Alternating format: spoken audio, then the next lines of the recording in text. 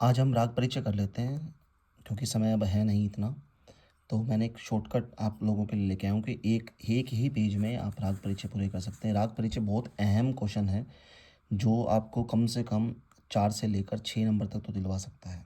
2 राग परिचय 2-2 नंबर के आ सकते हैं और इनमें से 1-1 नंबर के क्वेश्चन 2 भी आ सकते हैं। या मिलान करने के लिए आपको जब पता ही नहीं होगा तो मिलाओगे कैसे? तो मिलान करने वाले क्वेश्चन भी आ सकते हैं, ऑप्शन भी आ सकते हैं। तो आप बड़े ही ध्यान से इस क्वेश्चन को पढ़ें। एक ही पेज पर एक ही इस फॉर्मेट में मैंने आपको एज ए कंपैरिजन इसका एक मैंने पीडीएफ बना दिया था जिसका मैंने प्रिंट करके मैं आप सभी के बीच में पेश कर रहा हूँ। तो अब हमारे जो 12th क्लास है उसके अंदर 3 राग हैं। सबसे पहले आप ऊपर देखेंगे, यहाँ पर आपको दिख रही है हेडिंग। ठीक है, तो जो हेडिंग है, सबसे पहले राग की हेडिंग। तो राग क्या है? राग हमारे भैरव हैं, मालकौंस हैं और बागेश्वरी हैं। उसके बाद हम चलते हैं आगे थाट। तो हर राग का एक थाट होता है। तो थाट हम देखेंगे भैरव का भैरवी है। थाट हम देखेंगे भैरव का भैरव, मालकौंस का भैरवी और बागेश्वरी का काफ़ी थाट है। आरोह अवरोह पकड़ लिखने से पहले सबसे पहले आपको लिखना चाहिए स्वर। तो स्वर कैसे लिखें? तो सबसे पहले स्वर पता होना चाहिए कि भैरव के अंदर रे धा कोमल होता है, बाकी स्वर शुद्ध होते हैं।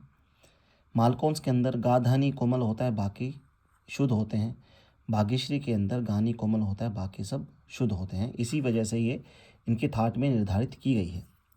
तो अब हमें ध्यान देना है कि जब रे और धा कभी भी आएगा भैरव राग में तो हमको कोमल करना है। गा धानी जब भी आएगा उसमें हमने कोमल कर देना है। और भाग्यश्री में गानी जब भी आएगा हमने उसको कोमल कर देना है। अब वर्जित स्वर देखें तो इसमें कोई भी स्वर वर्जित नहीं है, मतलब सभी के सभी स्वर लगे हुए हैं सातों के सातों। इसमें हम बात करें तो रे और पा वर्जित है, तो आपको यहाँ पर रे और पा नहीं मिलेगा। किसी भी ऐसे राग में जिसमें आपको रे और पा नहीं मिलता तो उस राग को पहचानने में बड़ी आसानी होगी आपको, क्योंकि वो मालकौंस राग है। अब इसमें ध्यान देने वाली बात है कि रे पा वर्जित है, लेकिन किस में? सिर्फ आरोह में। तो अवरोह में सातों स्वर आपको मिलेंगे। ठीक है, यहीं से अब हम बात करें गायन समय की, तो भैरव का गायन समय है दिन का प्रथम पहर।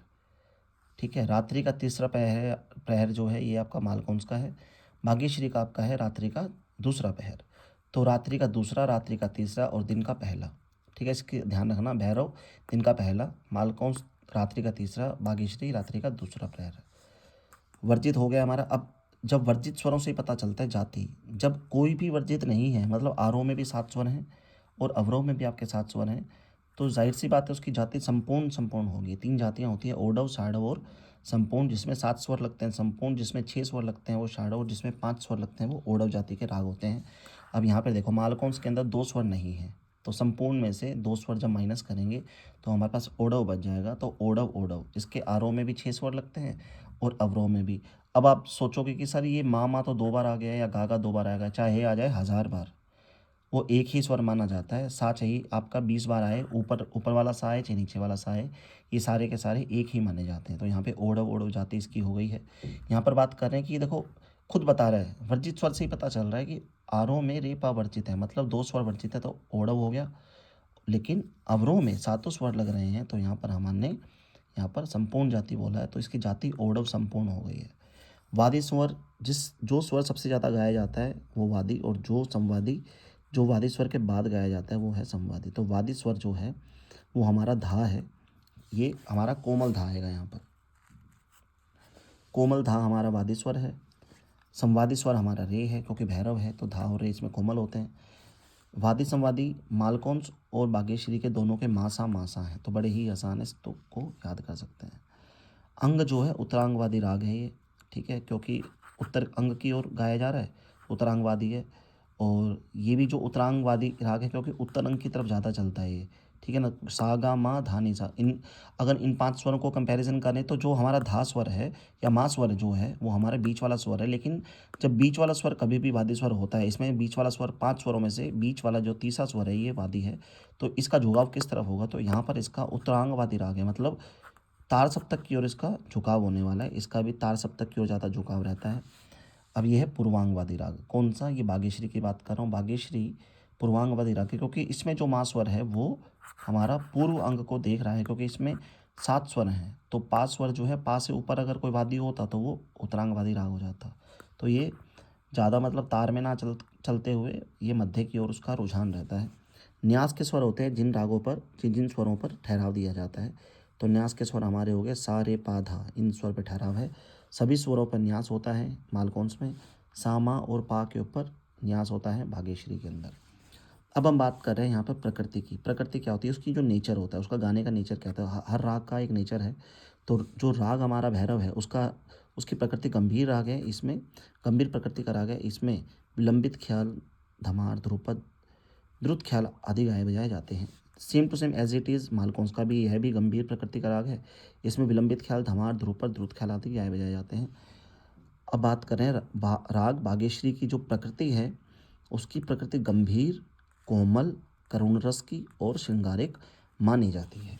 आगे चलते हैं। सब प्राकृतिक राग होते हैं। इसके जैसा राग कौन सा है, तो इसके मैं यहाँ पे 3 राग बता रहा हूँ। राग भैरव में रामकली, कलिंगड़ा और विभास, ये 3 राग हैं जो उसके जैसे हैं। मालकोंस में भैरवी और चंद्रकोश, भैरवी तो इसका थाट है ही, तो इसलिए भैरवी और चंद्रकोश जो है वो मालकोंस का है। तो मालकोंस में चंद्रकोश जो होता है, अगर नी शुद्ध लग जाएगा तो यहाँ पे राग चंद्रकोश आपका बन जाएगा। नी कोमल होने से मालकोंस बन जाता है। भीमप्लासी जो इसका संप्राकृतिक राग है हमारे भाग्यश्री का। आगे हम चलते विशेषताएं। इसमें रे और धा स्वर का विशेष महत्व है और इन्हें विशेष प्रकार से आंदोलित किया जाता है। ठीक है। और इसकी बात कर रहे हैं हम, मालकोंस के ग्रंथों में इस राग को मालकंस भी कहा गया है, परंतु प्रचार में इसे मालकोंस कहते हैं। देखो विशेषता में कुछ ना कुछ तो लिखना है, कुछ भी लिख सकते हो आप, जो आपको सही लगता है। तो मुझे ये लगा तो मैंने ये लिख दिया। विशेषता में एक हेडिंग भर जाती है।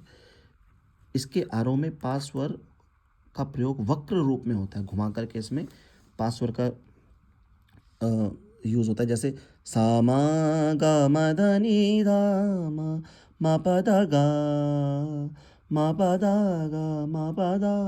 तो पा जो है वो वक्र रूप में घूम करके आ रहा है, तो इसलिए हम उसको इसलिए वक्र रूप में इसको लगा रहे हैं। अब आगे चलते हैं। यहाँ पर हम आरोह अवरोह पकड़। आरोह के अंदर मैंने बताया था इसकी संपूर्ण जाती है, तो सा रे गा मा पा धा नी सा लिख करके, ठीक है, मध्य सप्तक से तार तक जाता है। तो रे और धा कोमल करना है, रे धा कोमल होता है। अवरोह एज इट इज़ उल्टा हो जाएगा। ठीक है। इसका पकड़ हम देख लेते हैं। गामा धा के बाद उसको धा और रे को आंदोलित किया गया है, इसलिए हमने ऐसे लगाया, इसको अवर कहते हैं।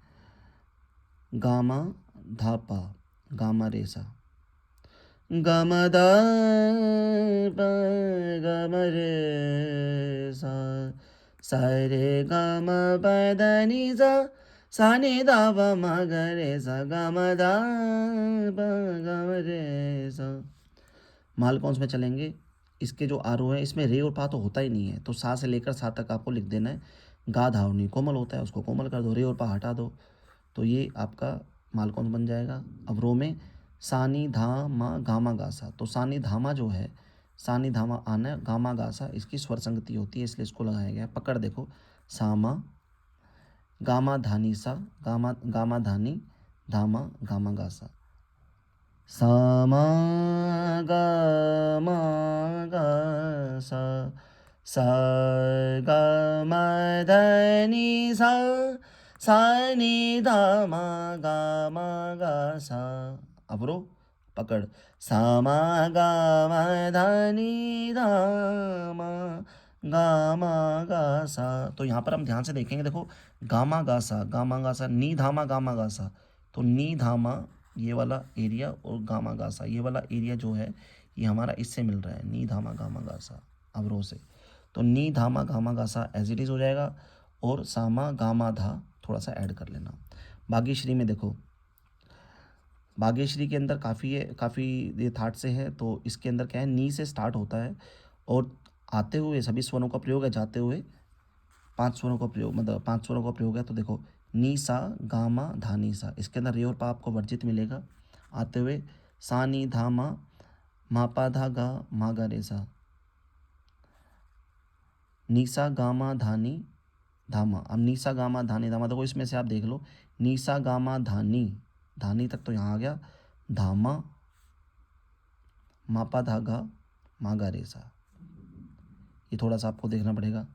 ये कैसे गा सकते हैं इसको, सामा गम धनी द सा नी ध म प ध ग म रे स रे ध नि स ग म ध नि द, नी द सा नी द म प द ग म ग रे सा रे नि सा ध नि सा ग ध नि सा ग म ध नि सा नि ध म प द ग आंदोलित हुआ है म ग रे सा नि सा ग म ध नि ध म प द ग म ग रे सा रे ध सा। तो ये आपका हो गया राग परिचय। ठीक है, ये आपका राग परिचय है। अब राग परिचय के साथ साथ हमने एक चीज़ और जो करनी है वो है हमारा स्वर एलाबोरेशन, जो कि आपका 50 स्वरों के अंदर करना है। तो देखो पहचान कैसे होगी। सबसे पहले हम यहाँ पे पहचान देखेंगे। राग मालकोंस की कुछ बातें हमको ध्यान देनी है कि कैसे पता चलेगा कि जब भी रे और धा आपको पूर्ण रूप से वर्जित मिले तो वहाँ पर आपको मालकोंस लिख देना है और उसको बना देना है। भाग्यश्री के अंदर सातों स्वर लगते हैं, लेकिन केवल आरोह में रे और पा वर्जित है। गाउर्णी कोमल लगता है, ये भी ध्यान रखना है। गाउर्णी तो इसमें भी कोमल है, लेकिन इसमें धा भी कोमल है। इसमें गानी कोमल है, लेकिन धा शुद्ध है। अब आते हैं भैरव में। भैरव के अंदर तो आपको नॉर्मल सा ही रे और धा जहाँ पे भी आपको कोमल लगे, रे कोमल जहाँ भी मिल गया ना, आपको गलती से भी रे कोमल मिल जाए, धा कोमल मिले ना मिले, रे कोमल मिल जाए, तो आप चुपचाप यहाँ पर भैरव राग के बारे में लिख देना। अब ये है कि पहचान जो है हो गई। अब इसके बाद हमको क्या करना है, इसकी स्वर को फैलाना है। ठीक है, 50 स्वर तक 60 स्वर तक फैलाना है। यहाँ पर काफ़ी स्वरों को मैंने फैलाया है इसमें, तो आप थोड़ा सा रिपीट भी कर सकते हो। अब इसमें कैसे किया है देखो, मैंने रिपीट कैसे हो सकता है। देखो ये सबसे पहले देखेंगे तो सा गा मा धा नी सा क्या है, ये आरोह है। सा मा पा धा गा। ठीक है, अब देखो मैं बता देता हूँ आपको किस तरह से मैंने किया हुआ है ये। सबसे पहले इसको देख लेते हैं। सा गा मा धा नी सा, तो सा गा मा धा नी सा क्लियर आरोह। तो ये वाला जो पार्ट है ये आपका है आरोह, ये आरोह। ठीक है, उसके बाद सामा मापा धानी धा, ये गासा यहाँ तक, यहाँ से लेकर के यहाँ तक ये आपकी आ गई है पकड़। ठीक है, पी के लिख देता हूँ पकड़। उसके सानी धाम ये जो है ये है अवरोह। तो आरोह प्लस पकड़ प्लस अवरोह। आगे चलते हैं और थोड़ा सा आगे पीछे कर दो। ये पकड़ सामा गामा धानी सा, ये क्या हो गया हमारा आरोह, और ये हमारा जो हो गया वो हमारा अवरोह। एक मिनट,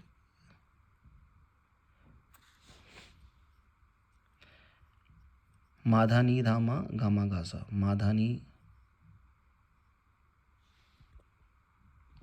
तो यहाँ पर हमको थोड़ा सा ध्यान देना पड़ेगा। देखो मैंने थोड़ा सा जैसे क्या किया है, यहाँ पर पहले आरोह ले लिया, फिर पकड़ ले लिया, फिर मैंने इसमें अवरोह ले लिया है, उसके बाद फिर से मैंने पकड़ लिया है, फिर सा गा मा धा नी सा ये मैंने आरोह लिया है, फिर माधा नी धा मा गामा गासा, माधा नी धा मा गामा गासा। देखो ये पकड़ है, फिर से ये मैंने यहाँ पर पकड़ ली है, यहाँ पे मैंने आरोह नहीं लिया, तो ये फिर से पकड़ आ गई। प्लस में जो ये सा है ना, सा प्लस में हमने ऐड कर दिया है यहाँ पर। इस तरह से हमारा बन गया है मालकोंस। अब भाग्यश्री के अंदर देखो क्या कर किया है हमने, तो नीसा गामा धानीसा, पहले सबसे पहले ये हमारा आ गया है, ये जो हमारा पार्ट है ये है हमारा आरोह पार्ट। ठीक है, फिर धानी सामा गामा धामा, ये देखो ये पूरा का पूरा जो पार्ट है ये पकड़ मैंने ली है। उसके बाद सानी धामा ये देखो मागा रेसा, ये मैंने आरोह लिया है, ये अवरोह लिया है, और इसके बाद फिर से मैंने पकड़ ले ली है। कुछ भी नहीं करना था इसमें, बस आप आरोह अवरोह और पकड़ याद कर लेंगे तो आपका एकदम क्लियर हो जाएगा। तो आरोह प्लस पकड़ प्लस अवरोह प्लस पकड़, ये आपका आ गया, आपका 50 स्वर ऐड हो गए। अब यहाँ पे देखो गामा धापा मागा रेसा, गामा धापा मागा रेसा क्या है, हमारी पकड़ है, तो ये पकड़ हो गई।